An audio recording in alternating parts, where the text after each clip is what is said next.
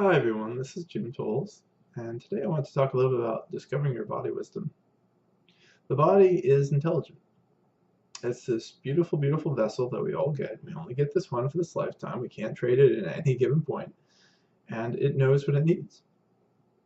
It's very simple.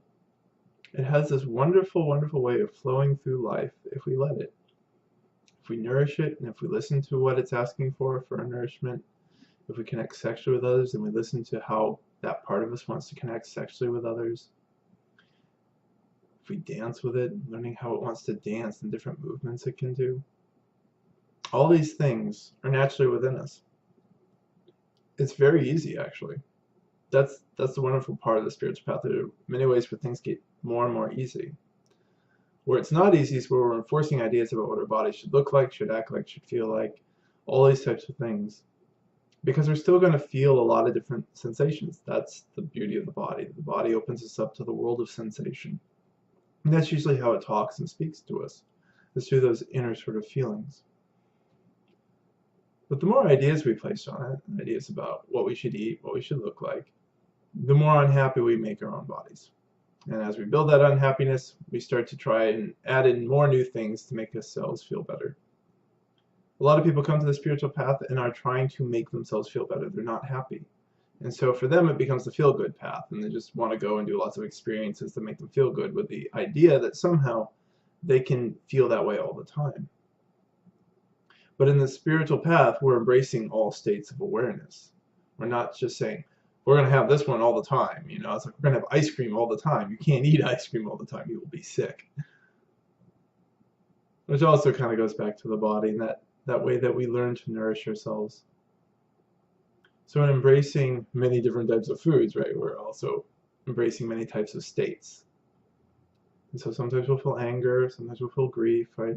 And if we allow these things to kind of process through and let the body, you know, understand what's going on, and it just naturally releases. So many things get stuck in the body that's another reason why people start to build on these unhealthy habits. So they start eating more sugars to feel better, and they're running out of energy because they're doing too much and they're not listening to their needs for sleep. So they're drinking more and more caffeine, right? All these different uppers that they start to use. And it gets worse for some people who are using all sorts of drugs like Adderall and things like that to keep themselves going constantly, because there's this idea that we have to do to be valued.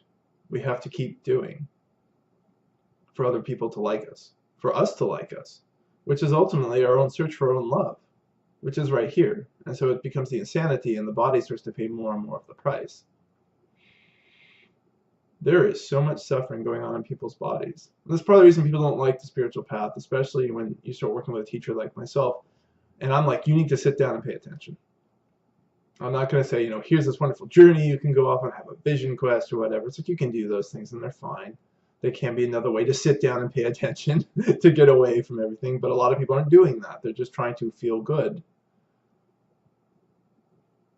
And ultimately, the body naturally does want to feel good. I mean, aside from certain karmas, certain life paths where people are going to be dealing with some very, very difficult health issues. And that's part of the path of many people in this world. And that must be honored as well.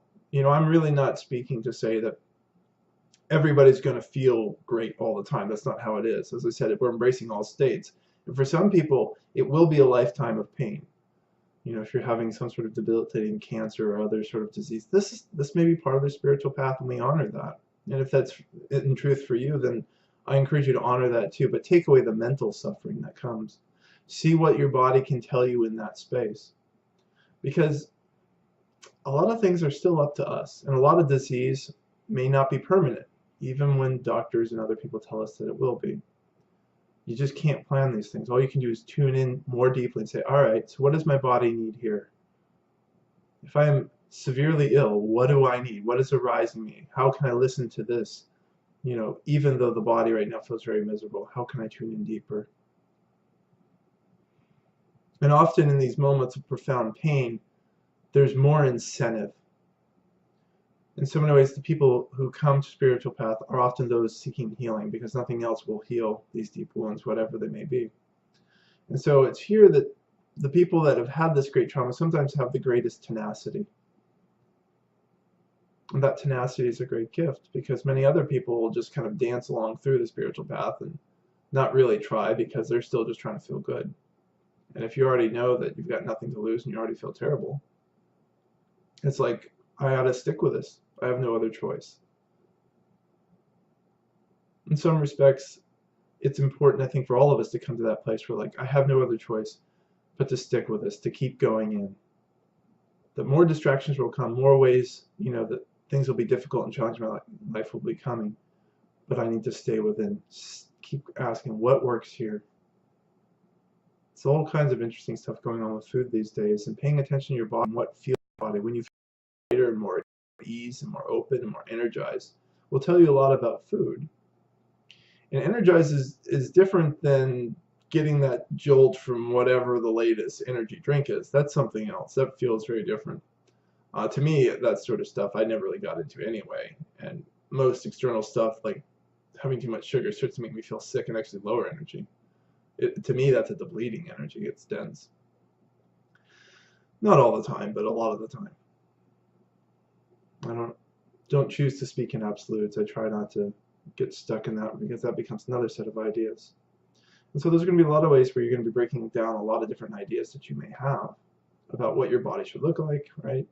And so you start to find, what is that gentle exercise for you? What does that look like to stay healthy? And let your body do whatever it needs to. Some people will gain weight, some people will lose weight. Eating well in and of itself starts to make amazing changes in people's bodies almost overnight. And I've seen that with myself, and I've seen that with others. It's extraordinary.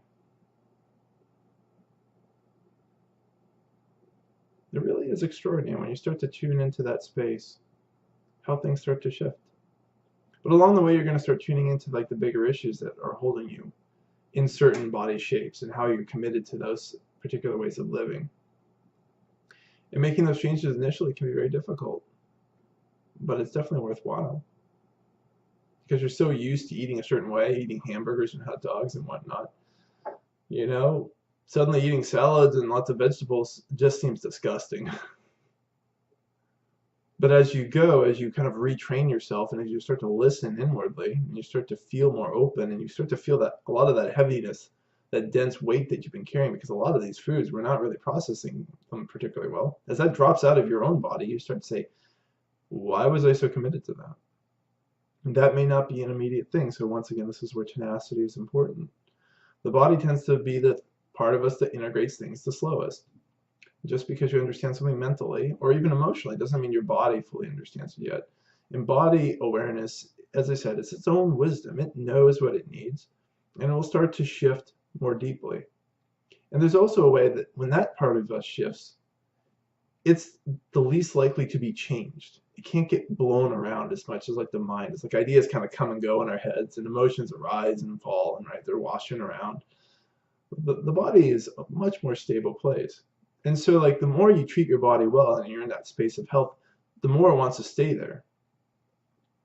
The less easily it is to kind of tumble around in different, body shapes. So some people, with binge eating, they put on a lot of weight and they lose a lot of weight and that sort of a thing. But the more you're in the body wisdom, you're not going to do that, because it's just not going to feel good. It will take more and more energy to go back to that way, and that energy will just feel so bad and atrocious to you that you just have no reason to do so.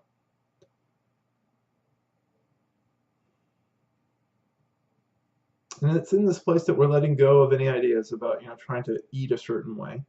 Right? You just want to pay attention to what is nourishing to you and be in gratitude to that food and to that nourishment. That's the real thing, because all life lives and dies, and there's a lot of people who get concerned around killing animals, but to me, like, all of life is going to rise and it's going to pass. What matters is the how. Do we do it with honor and integrity, to honor what we eat?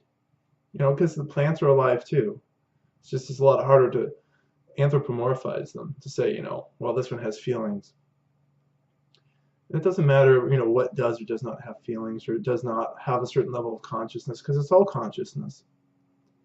It's kind of that image of the Ouroboros that's devouring itself, only in a different way, that things are always eating each other, that are, destroying one thing, something else is recreated, and that's part of the cycle. But as I say, faith and love and kindness is important, so that we honor the plants that we eat as much as we honor the animals that we eat.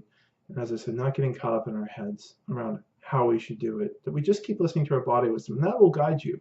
That will guide you to your truest body shape, the truest way of nourishing yourself, and the truest way of connecting and talking to other people, because there's a whole other world of intuitive sensuality that your body can come into in friendships and in deeper romance. So I hope these. Once again, my name is Jim Tolles. I blog regularly at spiritualawakeningprocess.com. Have a beautiful day.